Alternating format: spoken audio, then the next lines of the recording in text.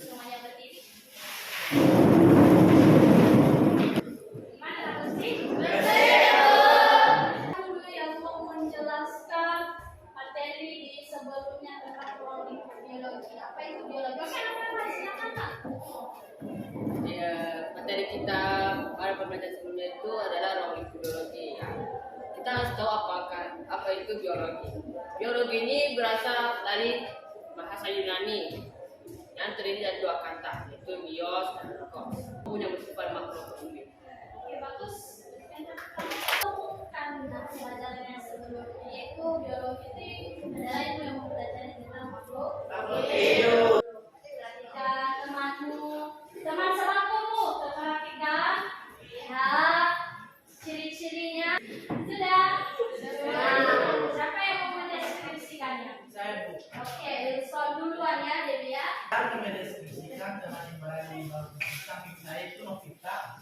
Nah, jadi ciri-cirinya Novita ini dia rambutnya lurus, hidungnya mancung, terus daripada gigi saya. Kemudian tubuhnya lebih kecil dari saya. Oh iya. Oh, banyak sedikit. Oke, bagus. Pendeskripsian itu nanti kalau kita ketahui tidak ada ciri-ciri fisik yang sama persis. Semua berbeda. Perbedaan itulah yang disebut karena setiap fisik kita berbeda. Ada yang pendek, ada yang tinggi, ada yang pesek, ada yang mancung. Kita tetap menghargai ilmu pesek itu adalah ciptaan Tuhan. Hidup saya mancung itu adalah ciptaan Tuhan. Rambut kamu keribo itu ciptaan Tuhan. Rambut saya lurus itu juga ciptaan Tuhan. Sama-sama. Karena kalau pandangan kita mengatakan dia tidak baik dari kita, belum tentu di mata Tuhan kamu akan lebih baik. Nah, apa tujuan kita mempelajari materi ini? Kita harus punya tujuan. Yang pertama, anak-anak kami diharapkan sudah bisa menganalisis tingkat dari keragaman hayati. Iya, yang kedua apa? Kalian diharapkan nanti itu bisa menganalisis dan mencontohkan berdasarkan pengamatan dan video mana saja yang termasuk keragaman jenis dan ekosistem. Setelah kamu analisis, setelah kamu kelompokkan, barulah kamu kamu presentasikan. Nah, ini Ibu akan memperkenalkan pada masalahnya yang pertama. Yaitu benarkah semua penyebab terjadinya keanekaragaman makhluk hidup itu dipengaruhi oleh faktor lingkungan? Kemudian yang kedua, bagaimana cara membedakan macam-macam keanekaragaman? Gimana cara membedakan gen, membedakan spesies, dan membedakan ekosistem? Yang terakhir adalah tahukah kamu macam-macam ekosistem? Nah, baiklah karena masalahnya sudah Ibu paparkan. Nah, sekarang kita diskusikan kelompok 1 Novel Mandura dan Vikanisius, Milia Saleh dan Yuki. Kalian? Silakan masuk dulu.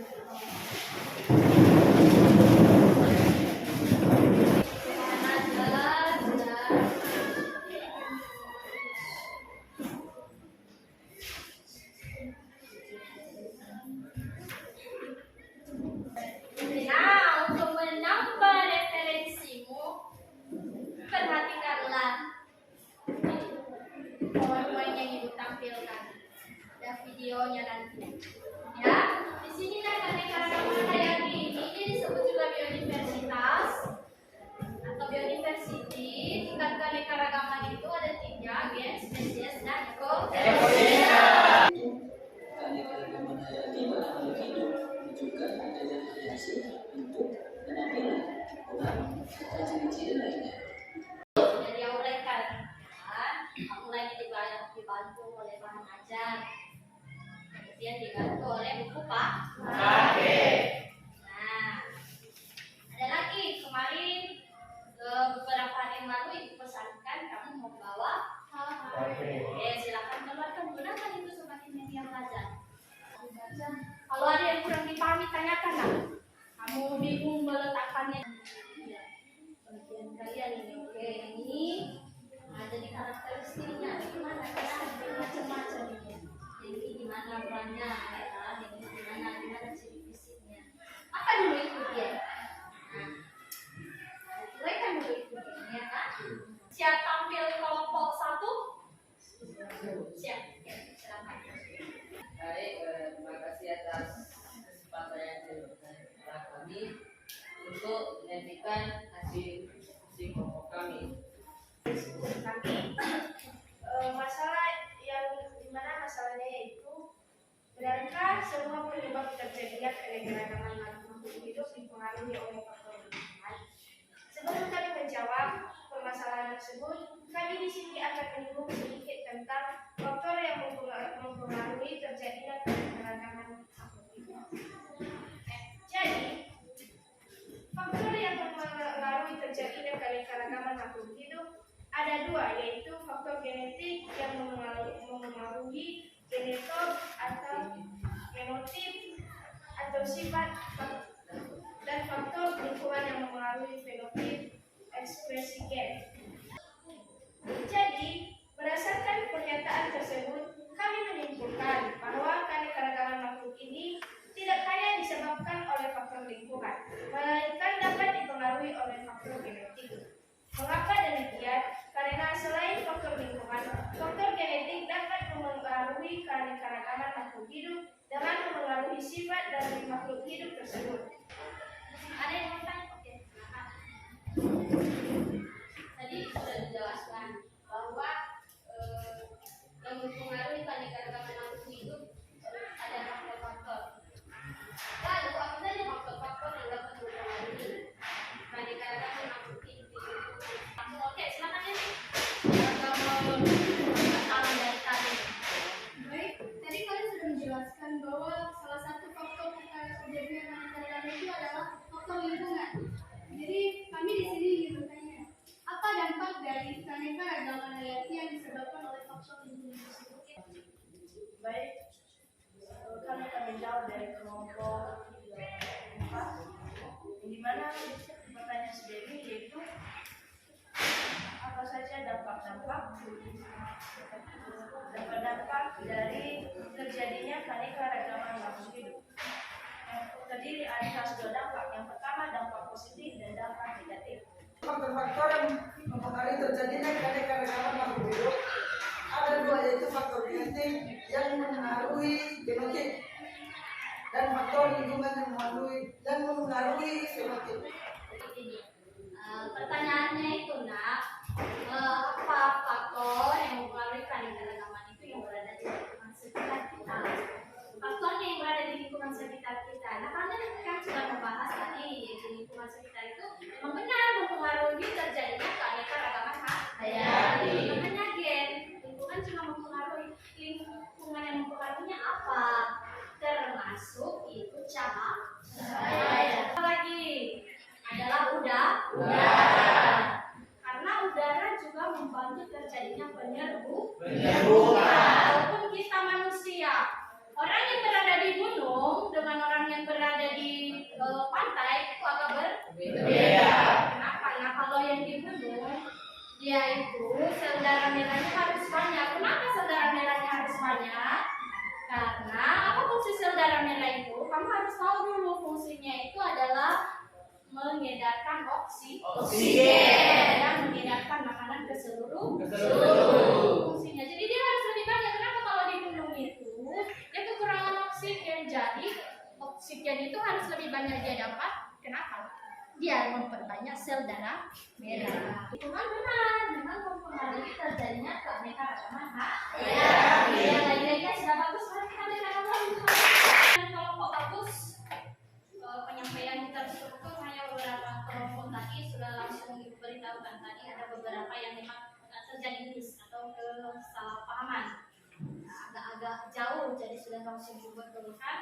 Berikan dulu aplaus untuk semua nilai kelompok. Apa yang dimaksud dengan keanekaragaman hayati? Oke, teman. keanekaragaman hayati adalah ungkapan atau pernyataan tentang tempatnya berbagai macam makhluk hidup. Contohnya seperti manusia, tumbuhan, dan hewan. Jadi keanekaragaman itu adalah keanekaragaman pada makhluk hidup yang merupakan variasi organisme hidup yang meliputi variasi bentuk, penampilan, ukuran, serta ciri-ciri lainnya. Bagus, nah. Semuanya sudah terberikan dulu waktu sempurna.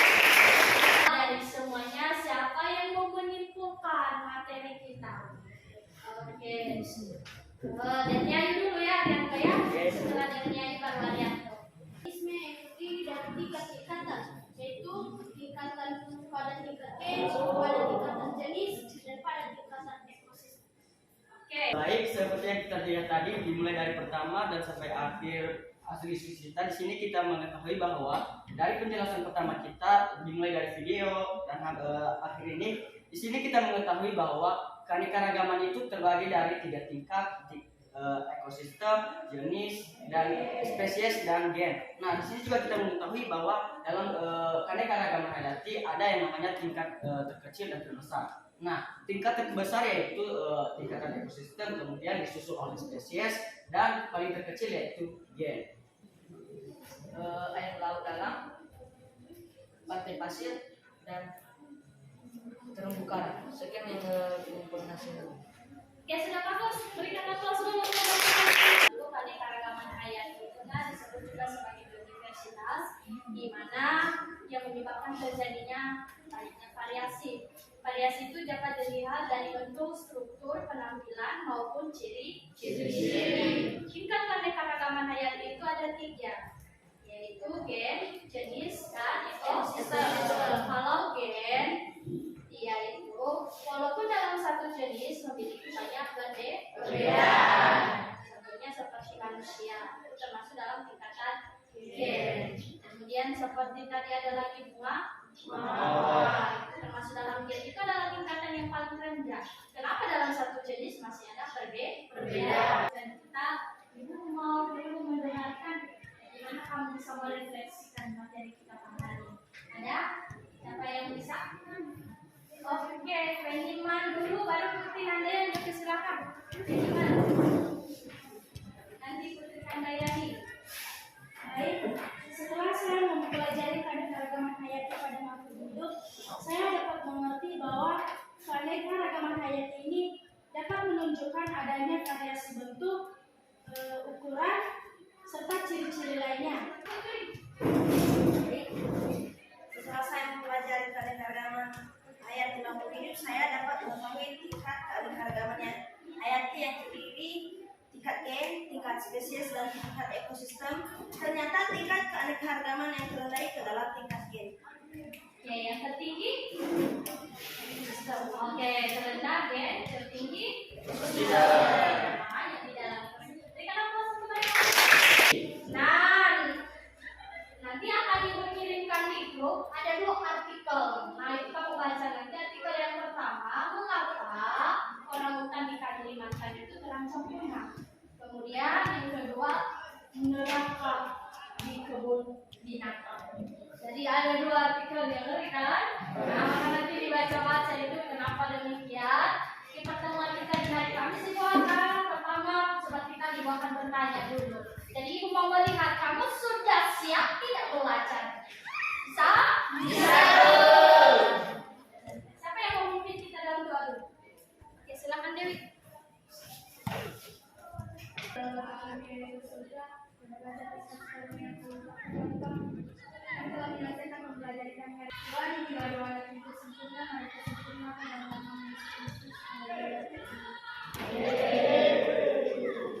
Dewi, terima kasih Kak Dina dan